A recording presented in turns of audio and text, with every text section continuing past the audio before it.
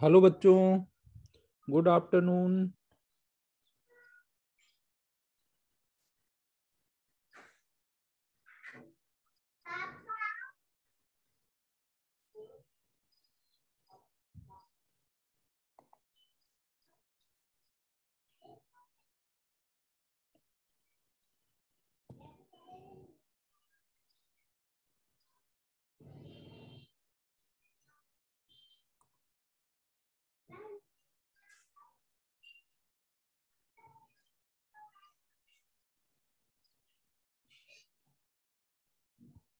चलो बच्चों, डाउट बताना शुरू करो।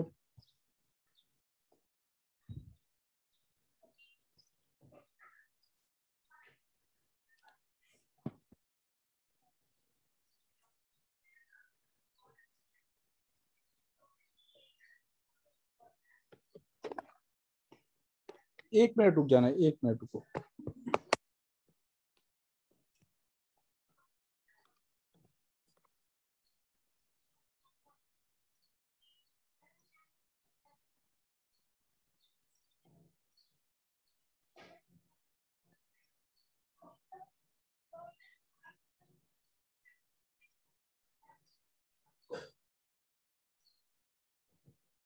Recording in progress.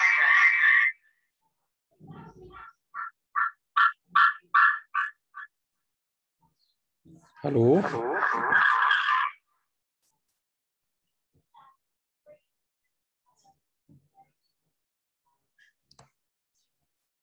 चलो बच्चों, बताना शुरू करो डाउट।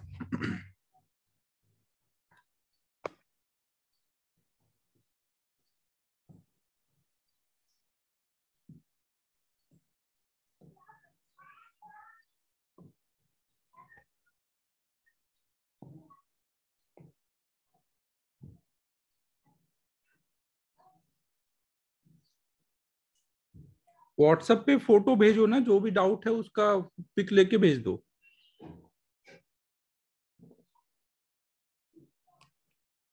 व्हाट्सएप पे फोटो भेजो तो मैं यहीं पर कॉपी करके उसमें ही बता दूंगा।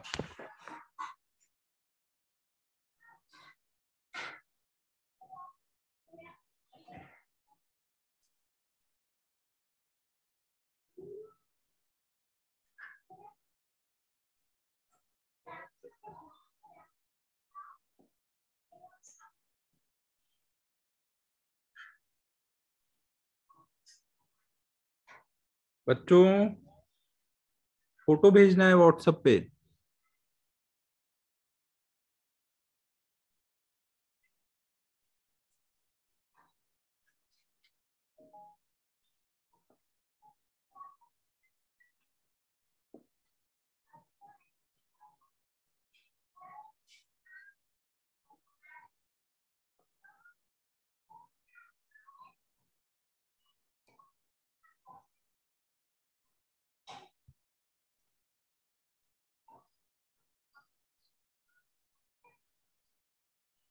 तो देखो, ये क्वेश्चन नंबर 5 है, एक्सरसाइज 3, क्वेश्चन नंबर 5। तो देखो इसमें क्या है।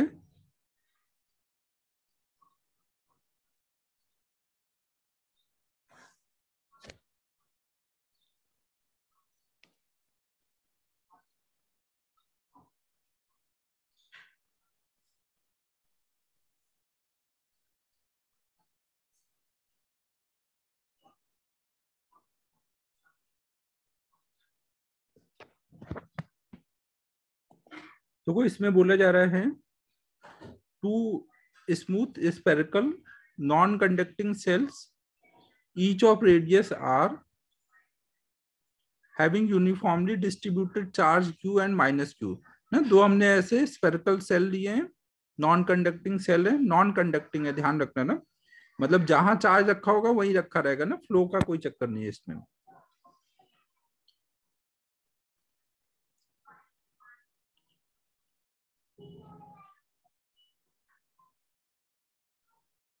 Are release on a smooth non conducting sphere surface ना, ये स्मूथ नॉन कंडक्टिंग सरफेस पे रखा गया है और छोड़ दिया गया। शुरू में इनका सेंटर 10r डिस्टेंस पर है। Mass of A is m and that of mass of b is 2m। ना, इसका मास 2m और इसका मास m है। Speed of A just before A and B collide, तो हमें ए की स्पीड बतानी है जस्ट बिफोर वो कोलाइड होंगे।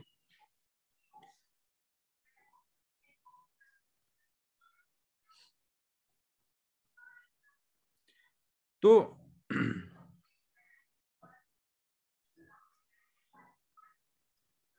यहां पे देखो आप क्या क्या सोच सकते हो।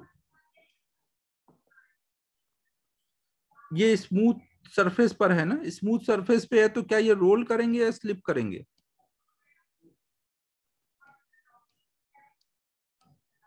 बच्चों ये रोल करेंगे या स्लिप करेंगे? स्मूथ सरफेस पे स्फीयर है, स्लिप करेंगे ना, फिक्सन नहीं है। Very good. अब अगर मैं दोनों को एक सिस्टम ले लूं, दोनों को एक सिस्टम ले लूं तो हॉरिजॉन्टल डायरेक्शन में कोई फोर्स है बाहर से? अगर मैं ए और बी को सिस्टम ले लूं तो पूरे सिस्टम पे बाहर से कोई फोर्स है हॉरिजॉन्टल डायरेक्शन में? स्मूथ सरफेस है ना, तो हॉरिजॉन्टल में कोई फोर्स है नहीं है, तो क्या पूरे सिस्टम का मोमेंटम कंजर्व होगा?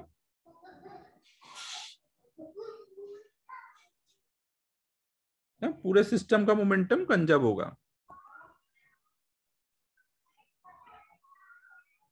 तो आप बोल सकते हो कि कोई भी टाइम पे m इंटू वी ए बराबर होगा 2m इंटू वी बी ना, एक का मोमेंटम इधर को होगा और एक का इधर को होगा, सो दैट कि दोनों का नेट मिलके जीरो हो जाए, एक का प्लस एक का माइनस, तभी ना जीरो होगा। तो मैग्नीट्यूड में दोनों इक्वल होंगे। हमारे पास देखो यहाँ पे वी ए और वी बी दो अननोन है, तो एक तो वी ए वी बी में एक इक्वेशन आ गई। अब दूसरी इक्वेशन कहां से लिखें?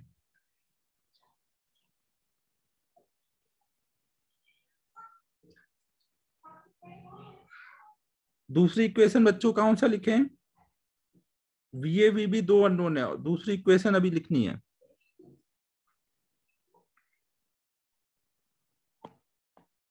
Conservation of energy, very good. यहाँ पे स्मूथ सरफेस है तो क्या कोई एनर्जी का लॉस होगा? स्मूथ सरफेस है तो कोई एनर्जी का लॉस नहीं होगा ना, तो इसका मतलब हम एनर्जी कंजर्वेशन लगा सकते हैं ना, हम लगा सकते हैं initial energy equal to final energy. Just टकराने से पहले क्या हो चुका होगा, दोनों ऐसे जस्ट टकराने के पहले ऐसे हो चुके होंगे ना, एक इधर जा रहा होगा एक इधर जा रहा होगा। तो टकराने के जस्ट पहले इनके सेंटर टू सेंटर डिस्टेंस कितनी हो चुकी होगी? 2r ना।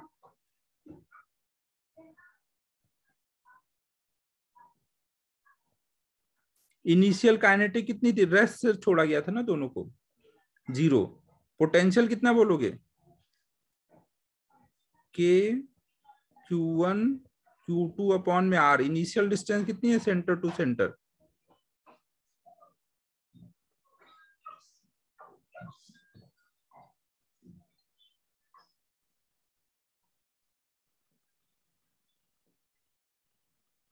और ये देखो फाइनल काइनेटिक हो जाएगी ना, और फाइनल पोटेंशियल कितना हो जाएगा के ना। जो भी एनर्जी वाले इक्वेशन थे उस सब में चार्ज को हमेशा साइन के साथ लिखना रहता था। अब इसको सॉल्व करो, दो अननोन दो इक्वेशन, आ जाएगा वी ए बी बी की वैल्यू।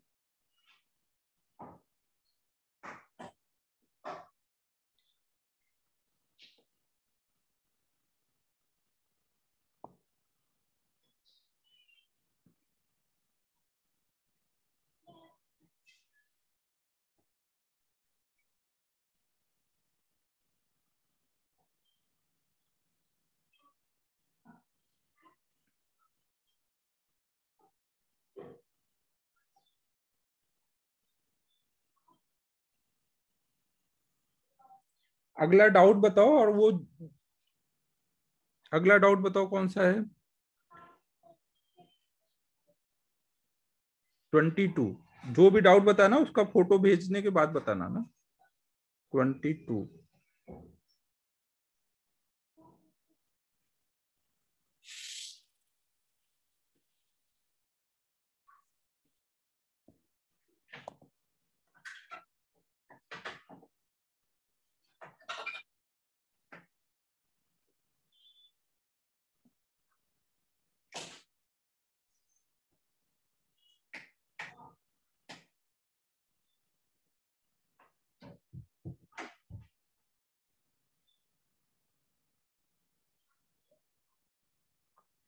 22 में देखो बच्चों क्या दिया है,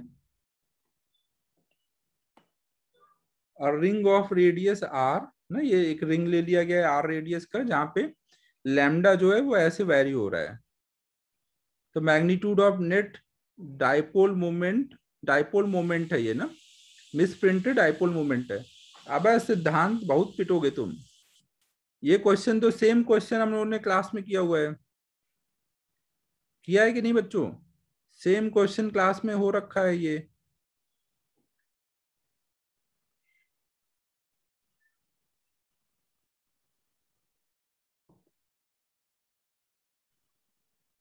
सिद्धांत क्या कर रहे हो यार तुम?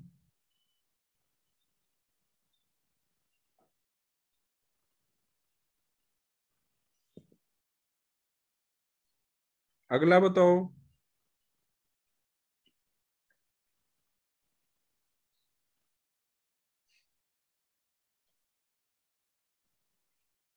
नेक्स्ट आउट बच्चों।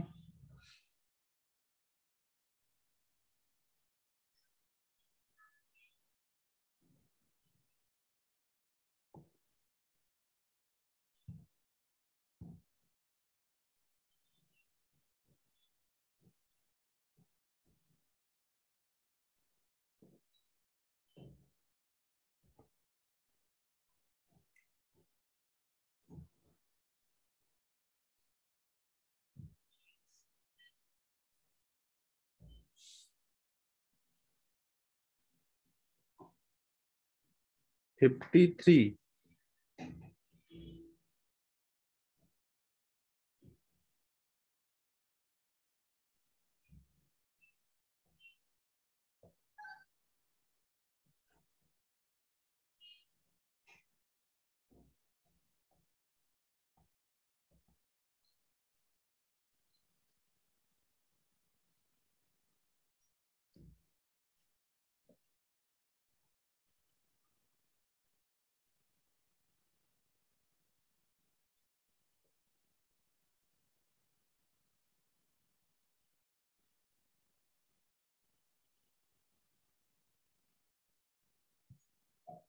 देखो 53 में क्या दिया हुआ है, a dipole consists of two particles, one with charge plus 1 millicoulomb ना, ये millicoulomb है, and mass 1 kg, and other with the charge minus 1 millicoulomb and mass 3 kg।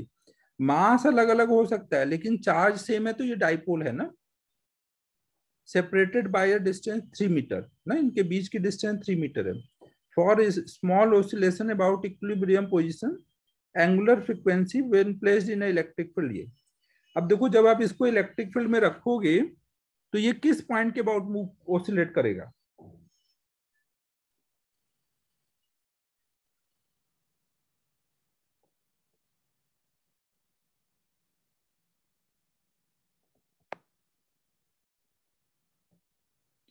क्या ये मिड पॉइंट के अबाउट ऑसिलेट करेगा?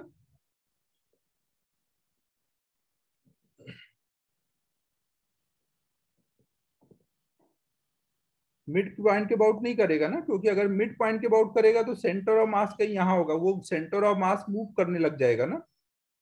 सेंटर ऑफ मास कहाँ होगा? 3 kg 1 kg, तो 3 kg के पास। अब अगर मिड पॉइंट के अबाउट ऑसिलेट करेगा तो सेंटर ऑफ मास ऐसे मूव करेगा।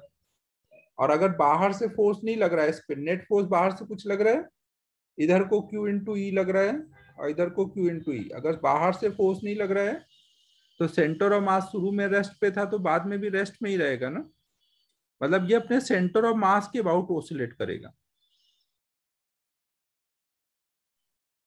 ठीक है बच्चों, और जो आपने टॉर्क निकाला था P क्रॉस ई करके, है जो आपने टॉर्क निकाला था P क्रॉस ई करके, ये टॉर्क निकालने के टाइम पर ये आपने देखा था ये किस पॉइंट के अबाउट टॉर्क है? P क्रॉस ई किस पॉइंट के अबाउट टॉर्क होता है डाइपोल का यूनिफॉर्म इलेक्ट्रिक फील्ड में? बताओ बच्चों। सेंटर से जो एक्सिस जा रहा है उसके अबाउट था।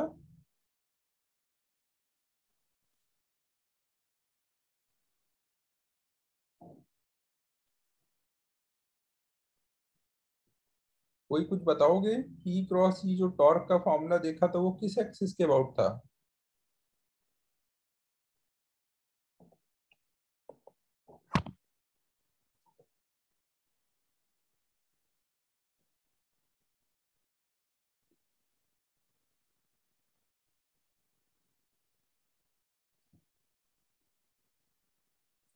ये जो जो कपल का टॉर्क आता है, फोर्स कपल का टॉर्क क्या डिपेंड करता है कि किस पॉइंट के अबाउट होता है।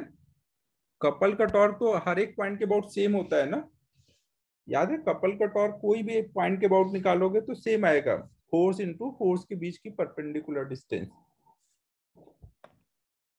तो मैं यहाँ पे सेंटर ऑफ मास चेंज हो गया अपना, सेंटर ऑफ मास चेंज हो गया, लेकिन इसके अबाउट भी टॉर्क यही आएगा ना। मान लो कि कोई टाइम बाद आपने इसको हल्का से घुमा दिया तो ये ऐसे हो गया है ना, थीटा घुमा दिया आपने, तो टॉर्क कितना लगेगा इस पे? पी ई साइन थीटा, जहाँ थीटा इनके बीच का एंगल है ना, पी इधर को है और ई इधर को है। तो स्मॉल थीटा के लिए आप इसको लिख लोगे पी ई थीटा। तो ये आपका टॉर्क इक्वल टू माइनस के इंटू थीटा आ जाएगा ना, माइनस क्योंकि अपोजिट में घुमाएगा ना। टॉर्क यहाँ पे ऐसे घुमाना चाह रहा होगा, आप जब इधर को घुमाओगे तो टॉर्क अपोजिट में लाना चाह रहा होगा। तो टाइम पीरियड के लिए फॉर्मूला डाल दो, 2 आई बाई के। आई किसके अबाउट निकालोगे? जिसके अबाउट घूम रहा है उसके अबाउट, या किसी और एक्सिस के अबाउट?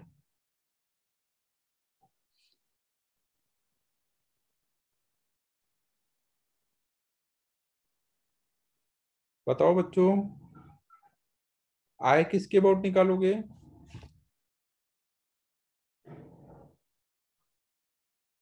यहाँ पे सेंटर ऑफ मास से जो एक्सिस जा रहा है इसके परपेंडिकुलर स्क्रीन के, उसके अबाउट निकालोगे ना, जिसके अबाउट ये रोटेट हो रहा है, ऐसे ऐसे ये ऑसिलेट करेगा ना, तो इस पॉइंट के अबाउट। तो सेंटर ऑफ मास आपको पता है कहाँ पर है? 2 पार्टिकल सिस्टम है, बीच की डिस्टेंस पता है, मास पता है, सेंटर ऑफ मास निकाल लो और आई निकाल लो। और वैसे डायरेक्ट भी मैंने आपको बताया हुआ है कि 2 पार्टिकल सिस्टम का moment of inertia centre of mass से जो एक्सिस जा रहा होगा उसके अबाउट डायरेक्ट आता है म्यू इंटू आर स्क्वायर ना। म्यू मतलब m1 m2 over m1 plus m2 into बीच की डिस्टेंस। बीच की डिस्टेंस कितनी दी हुई है? 3 मीटर। तो 9/4, सॉरी बीच की डिस्टेंस का स्क्वायर, तो 27/4।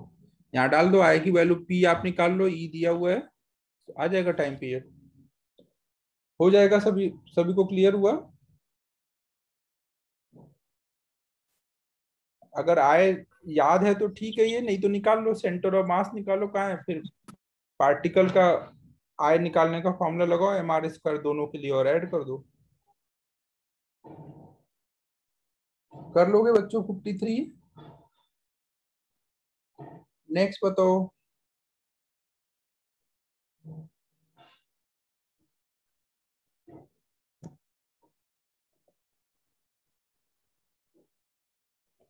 फोटो भेजो और यहाँ नंबर बताओ ना, कौन सा डाउट है, ताकि नंबर पता रहेगा तो सीक्वेंस में चल पाएंगे। फोटो भेजने के बाद नंबर भी बता दो, कौन सा डाउट पूछ रहे हो।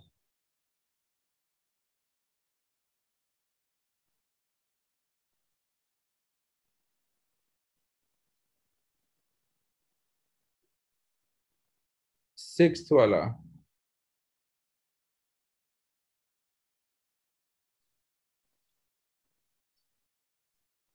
एक लोग 6 पूछ रहे हैं, एक लोग 61 पूछ रहे हैं।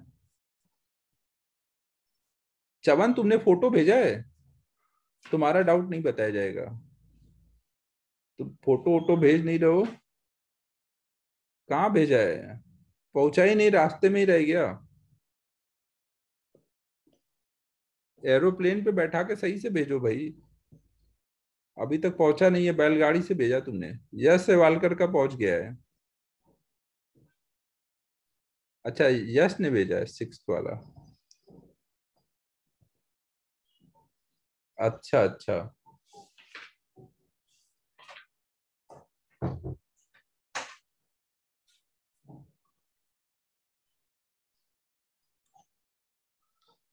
मुझे लगा चवन के नाम से तो कोई डाउट आया ही नहीं। चवन बोल रहा है भेज दिया। देखो भाई, चवन का डाउट इसमें देखो क्या है।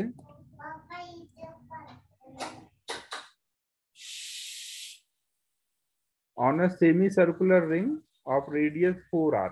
ये एक सेमी सर्कुलर रिंग ली गई है। एक मिनट रुकना।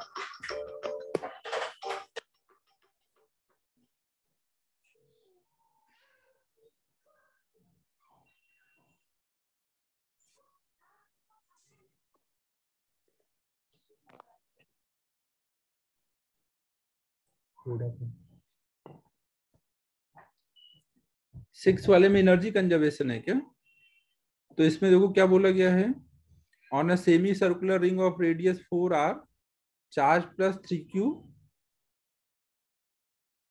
is distributed in such a way that on one quarter plus q is uniformly distributed and on another quarter plus 2q is uniformly distributed। हाँ, एक साइड में q डिस्ट्रीब्यूटेड है, एक side में 2q डिस्ट्रीब्यूटेड है। along its axis a smooth non conducting and uncharged pipe, एक यहाँ पे अनचार्ज पाइप ले ली गई है of length 6r is fixed actually, और यहाँ एक्सिस के लॉन्ग एक पाइप फिक्स कर दिया गया है। एक स्मॉल बॉल लिया गया है जिसका मास m है, चार्ज q है, is throne from one and, और यहाँ से एक पार्टिकल को ऐसे थ्रो किया गया विथ स्पीड u। तो speed u say that ball will come out from the other and. तो अगर यहाँ से अगर हम फेंकेंगे तो वो इधर से अदर एंड से निकल जाए, तो इसके लिए कितनी स्पीड से फेंकना पड़ेगा? तो बड़ा ही अच्छा क्वेश्चन है। आपको इसको कहां तक पहुंचाना है? सेमी सर्कुलर रिंग की वजह से आपको इसको कहां तक पहुंचाना होगा कि ये बाद में खुद से चला जाए? बताओ बच्चों, आपको कितनी एनर्जी से फेंकना चाहिए कि वो एक फिक्स पॉइंट तक चला जाए, उसके आगे फिर वो खुद ही चला जाए? अगर आप सेमी सर्कुलर रिंग की वजह से देखोगे तो इस रिंग की वजह से जो इलेक्ट्रिक फील्ड आ रहा होगा, जब तक वो सेंटर पे नहीं पहुंचेगा तब तक इलेक्ट्रिक फील्ड का इधर कंपोनेंट रोक रहा होगा, और एक बार इधर आ गया तो वो उसको खुद ही उधर भेज देगा। पॉजिटिव चार्ज पे फोर्स फिर इधर कोई लगेगा, इलेक्ट्रिक फील्ड भी इधर रहेगा।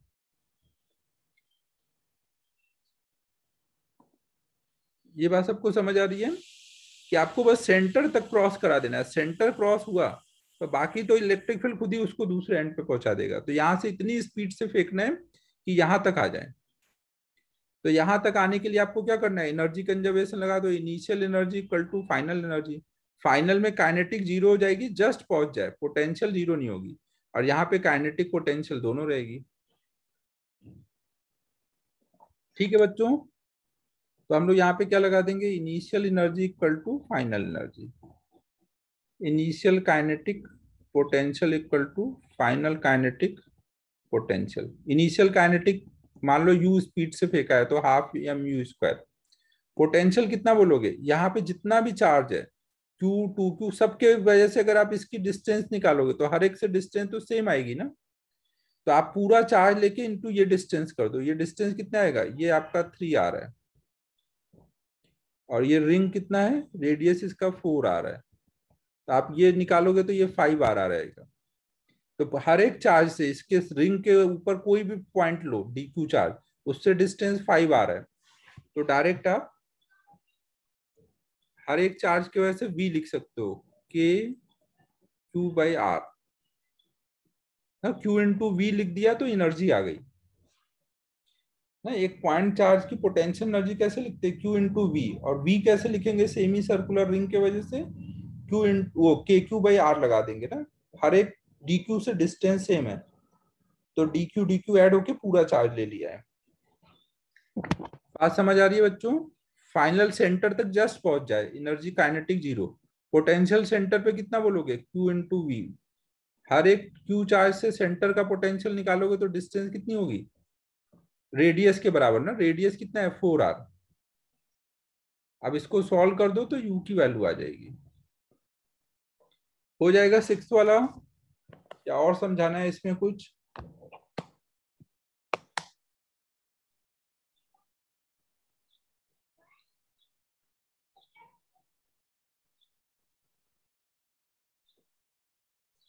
बच्चों और कुछ समझाना है?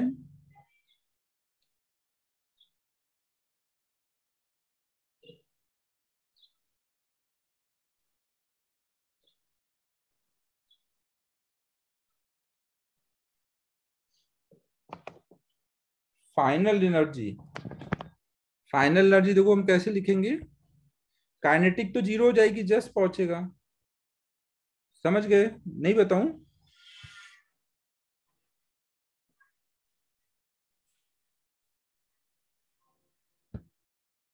देख लो, किसी को भी डाउट है तो पूछ लो, नहीं तो अब आगे चलते हैं। अगला डाउट फिर है,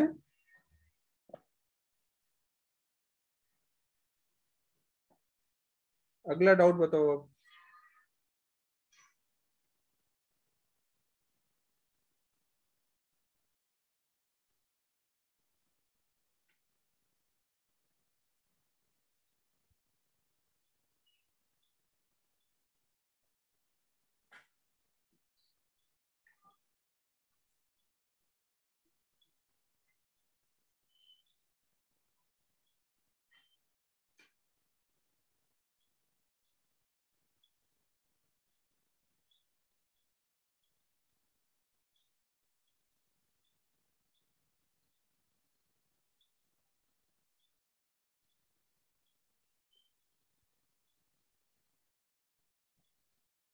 अगला डाउट 61 देखो।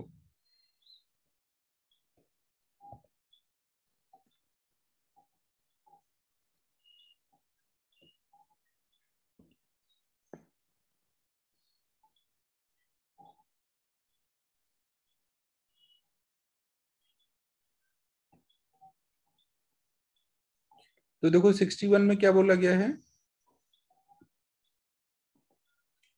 If a charge q is moving toward the centre of a earth conducting sphere ना, एक हमने स्फीयर लिया है और उसको हमने अर्थिंग कर दिया है ना, जिसका रेडियस b है, विथ यूनिफॉर्म वेलोसिटी v। यहाँ पे ये चार्ज v स्पीड से जा रहा है और कांस्टेंट v है, और यहाँ पे बीच में एक एमीटर लगा है। एमीटर का बस इतना काम है कि जो भी यहाँ करंट फ्लो होगी वो बता देगा। एंड रेसिस्टेंस इन सीरीज, और यहाँ पे कोई रेसिस्टेंस की भी बात हो रही है। Conducting sphere is earth with an ammeter and a resistance in series. यहाँ पे सीरीज में कोई रेसिस्टेंस भी शायद लगा है जो डायग्राम में दिखाया नहीं गया है। ठीक है बच्चों, तो हमें बताना है net charge on the surface of conductor at the instant when particle is at a distance x from the centre. तो हमें बताना है कि जब वो net charge on the surface of the conductor at the instant, जब ये Q वाला चार्ज यहाँ से x डिस्टेंस पे आ जाएगा ना, इधर से आता आता जा रहा है, तो जब वो x डिस्टेंस पे आ जाएगा तो उस टाइम पे हमें बताना है कि इसके ऊपर कितना चार्ज आ चुका होगा। क्वेश्चन क्लियर है बच्चों?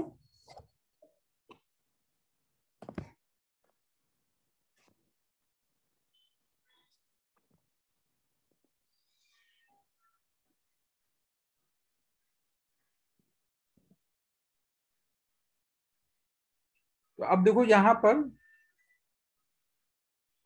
ये अगर कंडक्टर है तो जो भी चार्ज आएगा, अगर ग्राउंड की वजह से कुछ चार्ज फ्लो करके आया ना, जो भी यहाँ पे चार्ज आएगा प्लस या माइनस, वो कहाँ पे आएगा, अंदर आएगा या सरफेस पे आएगा? एक कंडक्टर के अंदर क्या चार्ज आ सकता है? चार्ज आ ही नहीं सकता ना, चार्ज केवल कहाँ आ सकता है, सरफेस पे। ठीक है बच्चों, केवल सरफेस पे आ सकता है। तो मान लेते हैं कि कोई टाइम पर इस पे कुछ सरफेस पे प्लस क्यू चार्ज आ चुका है। अगर हम कैपिटल क्यू मान लिया, अगर ये क्यू प्लस में आया तो हमने जो माना है वो सही है, अगर माइनस आया तो इसका साइन चेंज कर देंगे। हमें नहीं पता वो प्लस आएगा या माइनस, तो हमने मान लिया कि प्लस में चार्ज आया है। ठीक है बच्चों, वो ग्राउंड की वजह से कुछ चार्ज फ्लो करके आ गया। अब आप ये बताओ, ये अगर ग्राउंडेड है तो इसका पोटेंशियल कितना होना चाहिए, इस स्फीयर का पोटेंशियल कितना होना चाहिए अगर ये ग्राउंड से कनेक्टेड है?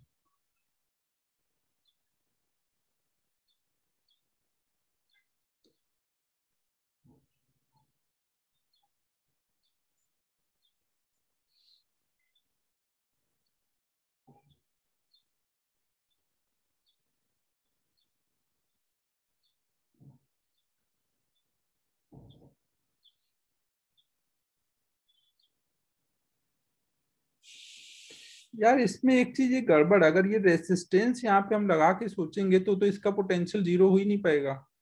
आपकी ग्राउंड से कनेक्ट किया है तो पोटेंशियल तो जीरो ही होना चाहिए। मतलब ये रेसिस्टेंस नहीं है, ये कुछ और बोलना चाह रहा होगा। ये वाली बात सही नहीं जम रही है। देखते हैं, अभी तो बिना इसके तो सॉल्व ही नहीं होगा, तो अभी इसे तो हटाना ही पड़ेगा, बिना इसके ही सॉल्व करना पड़ेगा।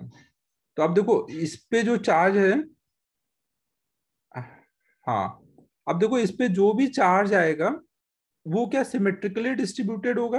अगर बगल में एक चार्ज रखा है तो इस पे जो चार्ज आया क्या सिमेट्रिकल डिस्ट्रीब्यूशन होगा या अनसिमेट्रिकल? अनसिमेट्रिकल होगा। लेकिन मैं अगर सेंटर का पोटेंशियल लिखूं तो सिमेट्रिकल हो या अनसिमेट्रिकल, सेंटर का पोटेंशियल लिखने में ये इसके सिमेट्री का कोई यूज होगा?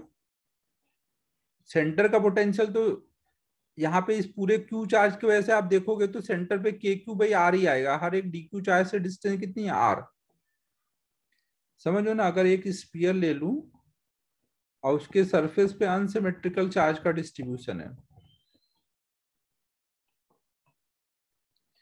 तो इसके सरफेस पे मैं कोई भी डी क्यू चार्ज लूंगा तो डी क्यू चार्ज की वजह से यहाँ का जो पोटेंशियल आएगा वो के डी क्यू बाई आर आएगा।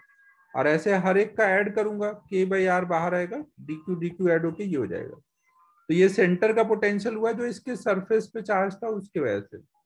फिर इस क्यू चार्ज की वजह से सेंटर का पोटेंशियल। अब जो सेंटर का पोटेंशियल होगा वही पूरे कंडक्टर का होगा ना। कंडक्टर के हर पॉइंट का पोटेंशियल तो सेम होता है, तो पूरे जो कंडक्टर का पोटेंशियल होगा सेंटर का वही पूरे कंडक्टर का, वो कितना होना चाहिए, जीरो। तो इसको हम जीरो से इक्वेट कर देंगे। तो जो चार्ज आया वो कितना है, माइनस, ये आर मतलब बी है ना, minus Q B by X. Charge minus में आया है ना, मतलब ग्राउंड से निगेटिव चार्ज फ्लो करके आया है। समझ आया बच्चों? स्पीयर पे माइनस चार्ज आ चुका है और इधर ज्यादा माइनस होगा क्योंकि बगल में प्लस चार्ज है।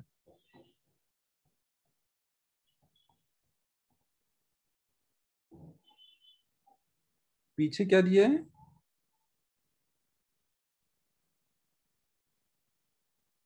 तो सी तो होना चाहिए ना, नहीं डी होना चाहिए, डी वो गलत दिया है, वो तो मिस प्रिंट होगा भाई।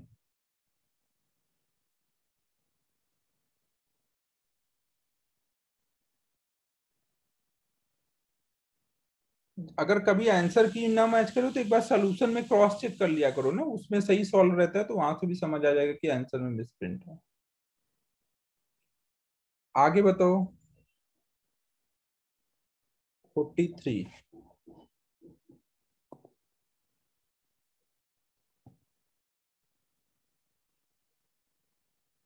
अबे चवन, उसको ग्राउंड कर रखा है ना, ग्राउंडेड बॉडी का पोटेंशियल कितना रहता है हमेशा, जो भी ग्राउंड से कनेक्टेड रहता है उसका पोटेंशियल जीरो रहता है ना।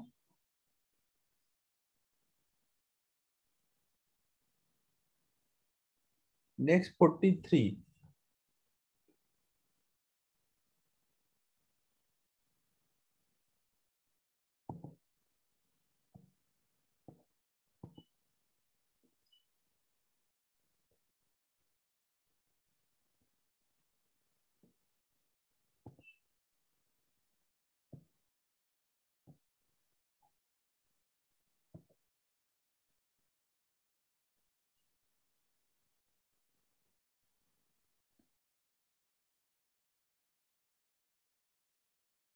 43 देखो बच्चों,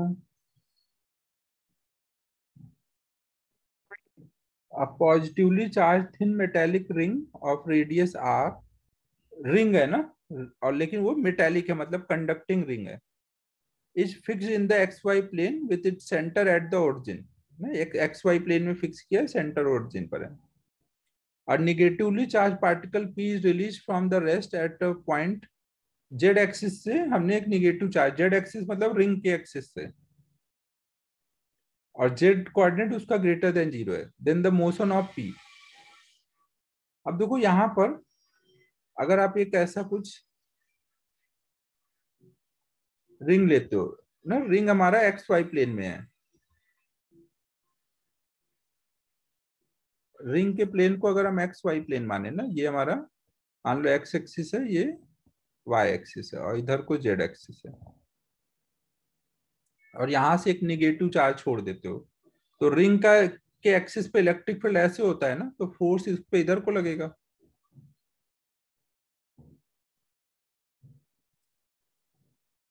ठीक है बच्चों।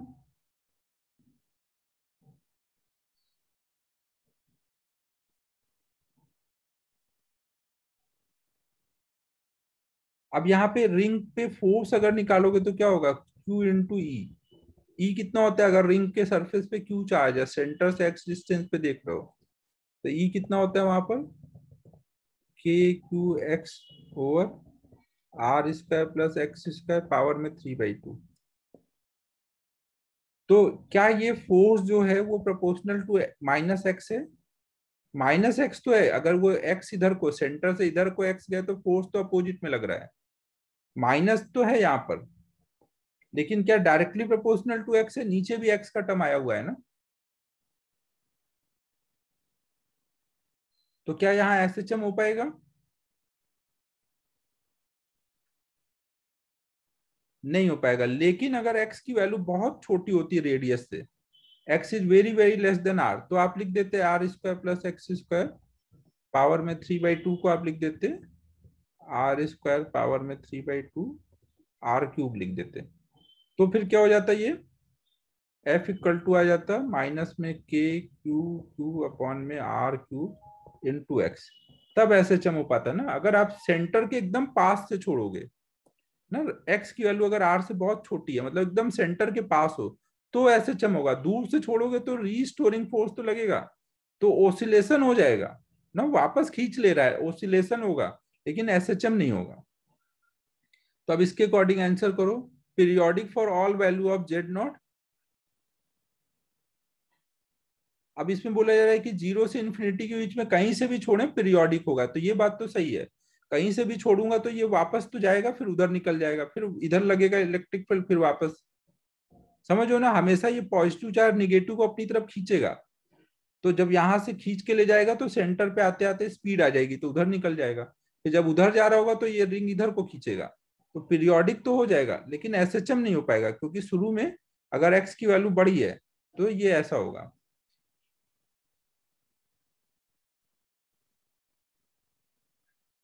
फिर सी ऑप्शन देखो इसमें दिया है, सी ऑप्शन में बोला है, सी ऑप्शन का फोटो नहीं है, कि अगर Z0 is very very less than R, तो वहां पे एसएचएम होगा। तो वो बात सही है ना, अगर x बहुत छोटा होगा R से तो एसएचएम हो रहा है।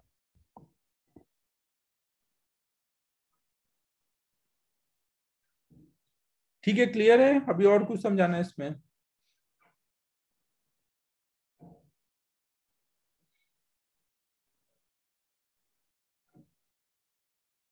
अगला डाउट बताओ।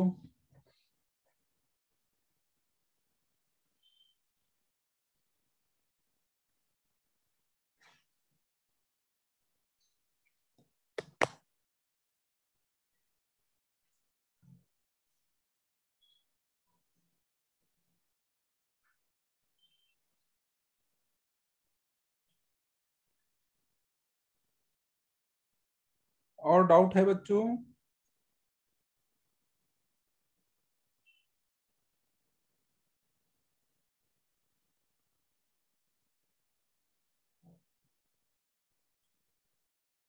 ठीक है, बाकी हो गए हैं, चलो बहुत अच्छी बात है। अब ये बताओ, पीओएम का एक्सरसाइज 3 बचा हुआ था अभी डिस्कशन के लिए, वो कब कर किया जाए? प्रणव बहुत दिनों से पीछे पड़ा है पीओएम एक्सरसाइज 3 डिस्कशन।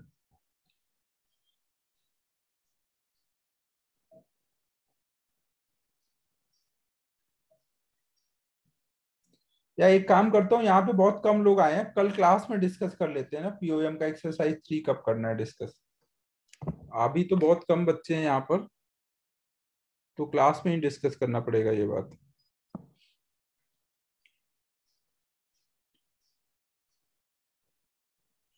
ठीक है बच्चों, फिर छोड़ देता हूँ, फिर ब्रेक ले लो, अब अगली क्लास भी है तुम लोगों की।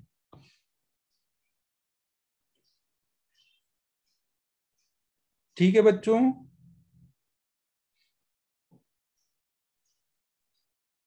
क्लोज किया जाए। Bye bye everyone, bye bye.